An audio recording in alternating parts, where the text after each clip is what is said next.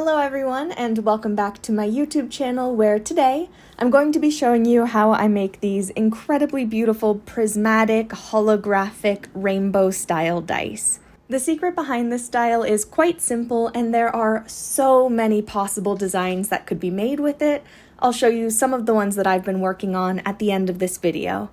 Before I get into the how-to, if you like this video, please drop a like on it and consider subscribing if you would like to see more of my videos. You can find all of my social media links in the description below, and if you would like to financially support me, I do have a Patreon. Let's make some dice. First, we need our blank molds and some resin. I already mixed this. You've watched me mix resin a lot. You'll see me mix more later in the video. I always degas it, and because the example I was doing is just a pure and simple clear sun catcher style, we don't have to color the resin or anything. It is just straight into the molds once it's mixed.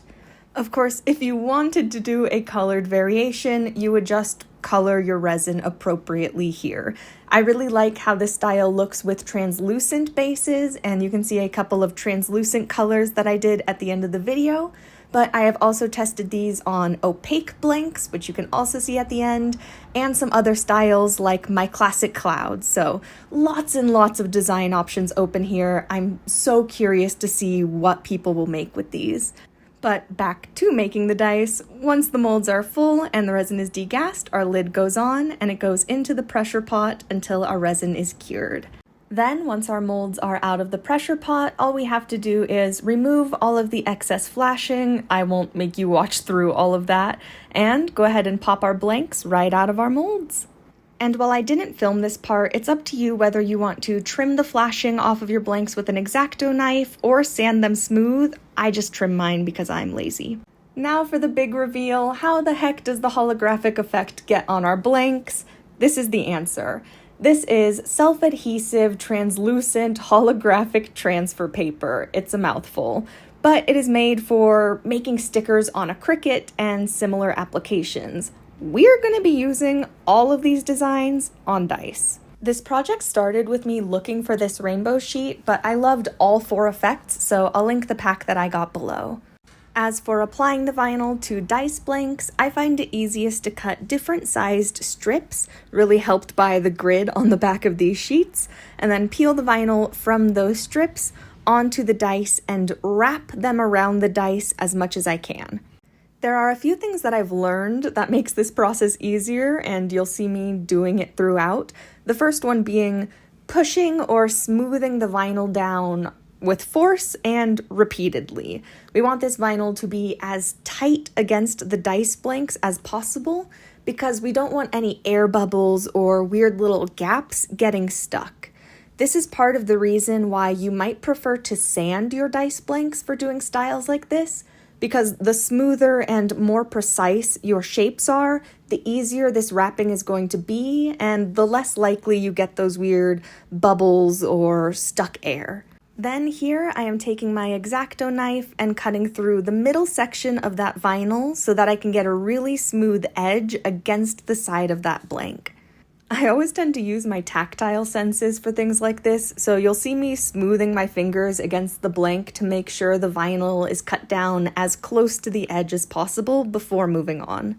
From here, it's really just a rinse and repeat process. You're going to be smoothing or sticking the vinyl onto your blanks and then trimming off any excess where appropriate.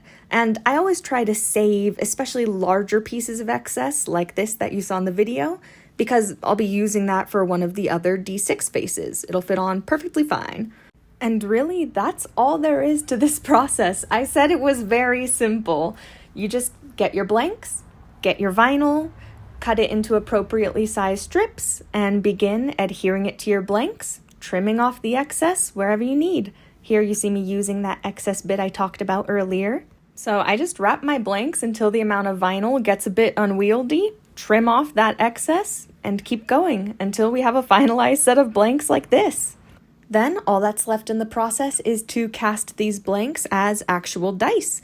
So I'm taking the lids off of my dice mold, prepping the amount of resin that I need, and this is where in the editing process I realized that my phone did not save the footage of me actually casting these blanks. So, since I don't have that footage to show you, I have done a dramatic reenactment of casting a single dice blank in my molds so that you can see what the process is. But as always, it is just filling my mold about 2/3 of the way, popping the blank in, degassing the resin at the top, and then putting my lid on. And as you can see, that hollow effect even holds up through the liquid resin. So it looks about the same going in as it does coming out. Then it is time to demold our dice. My molds are pretty old, so I was fighting my silicone a lot. And again, you just don't need to watch that. But even with old molds and pretty rough lighting, you can still see that fantastic rainbow holographic effect. So it is now time to take them into a better camera and show you some of the other designs and things I've been playing around with using this vinyl wrapping. I really like how all of these vinyls look against the clear, except for the stars. I found that I prefer the stars against a color like this set that I made. I'm also planning to do a purple version that I'm filming a video for. TM, fingers crossed it gets finished. The rainbow against dark backings is also really cool. This is a geode design that I'm working on. We'll see where that goes. This one was my idea for rainbow on rainbow clouds, but then I put my yellow before my red, so oops. This was my idea for an abalone geode, trying to get that iridescent effect, but then I realized abalone shells have a lot more colors than I put in these blanks, so I'll do something else with them. And I've also found that I really like how this dotted vinyl looks against darker backings, like this set. Really, all of this is to say that I think there's a lot that can be done with these vinyls, and I've only seen less than a handful of other makers using them. I only just came across them, so I figured I could pass the knowledge along to you. That is all I have for you today. I hope you enjoyed, I hope you learned something, and I'll see you in the next one. Bye-bye!